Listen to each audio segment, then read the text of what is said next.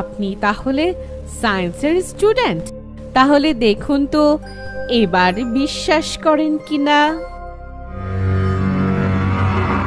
এই বলে মেয়েটার ঘুমটা খুলে যায়। চিৎকার করতে গিয়েও আবিরের মুখ দিয়ে কোনো চিৎকার বের হয় না, কারণ তেঁতুলতলার জঙ্গলে যে মেয়েটা দাঁড়িয়ে আছে সেই মেয়েটা কোনো মানুষ নয়, একটা অশরীরী। কিন্তু তখনও তার মুখ বইয়ের মতন সাজ হয়ে আছে। এবার বিশ্বাস করেছেন? কে কে আপনি? আমি মালিনী। আপনি আমার কাছে কি চান? প্রতিশোধ। আমি আপনার কি ক্ষতি করেছি? তুই ক্ষতি করিসনি, গোটা মানব জাতি আমার ক্ষতি করেছে। মানব জাতি অকৃতজ্ঞ। মানে কি কি হয়েছে আপনার সাথে?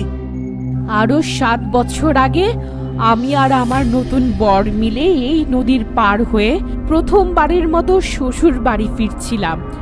কিন্তু এই তেঁতুলতলার জঙ্গলে আসতেই কিছু ডাকাত আমাদের ধরে ফেলে আর আমার গয়না গাটি নিয়ে যায়। তারপর আমার স্বামীকে খুন করে।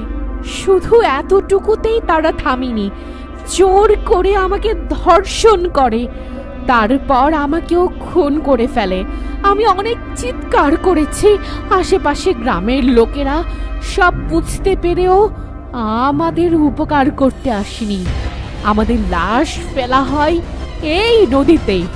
এক রাতেই সব শেষ হয়ে যায় আমার।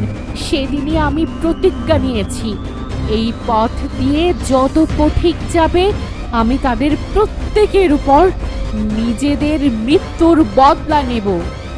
হায় ভগবান, আপনার সাথে খুব বড় অন্যায় হয়ে গেছে, কিন্তু আমি তো এইসব জানি না।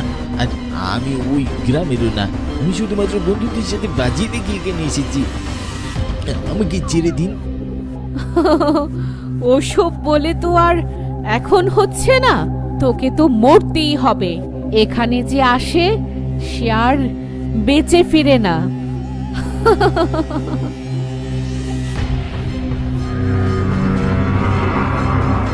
তাড়াতাড়ি করো মা জাননী, সকাল হয়ে আসতেছে, লোকজন চলে আসবে। এটাকে এখানেই মারতে হবে।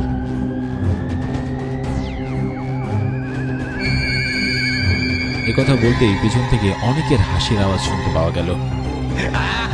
বুঝতে বাকি রইল না এরা মেয়েটার সাথেই সেই নৌকার যাত্রী, সেদিন যারা অপঘাতে মৃত্যুবরণ করেছিল। আবির পালানোর চেষ্টা করলো, কিন্তু তার আগে মেয়েটা ওকে ধরে ফেলে। মেয়েটা এগিয়ে এসে ওর ঘাড়ের কাছে এসে ওর ঘাড়ে কামড় বসায়। আবির তখনই চিৎকার করে ওঠে, তখনই চারপাশ অন্ধকার হয়ে যায়।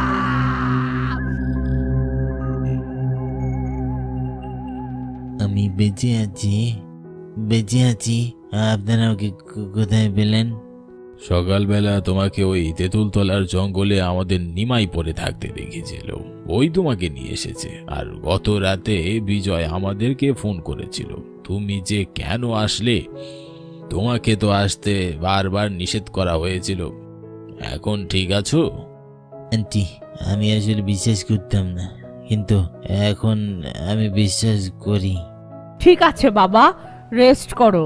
তোমার ঘাড়ে চোট ছিল, ব্যান্ডেজ করেছি, এখন আর সমস্যা নেই। অশেষ কৃপা, আমি এখনই ঢাকা চলে যাব। কি বলো? তোমার শরীর অসুস্থ, এখানে তোমার কোনো অযত্ন হবে না। তুমি নিশ্চিন্তে থাকতে পারো, সুস্থ হলেই যেও। না না আন্টি, আমি চলে যাব। আবিরকে অনেক করে বলেন ওনারা, কিন্তু সেখানে আর এক মুহূর্ত আবির থাকতে চাইল না, থাকার সাহসও নেই। এই অভিশপ্ত গ্রাম আর জঙ্গল থেকে তাকে যত দ্রুত সম্ভব বেরোতে হবে। সেদিনই হোস্টেলে ফিরে আসে আবির।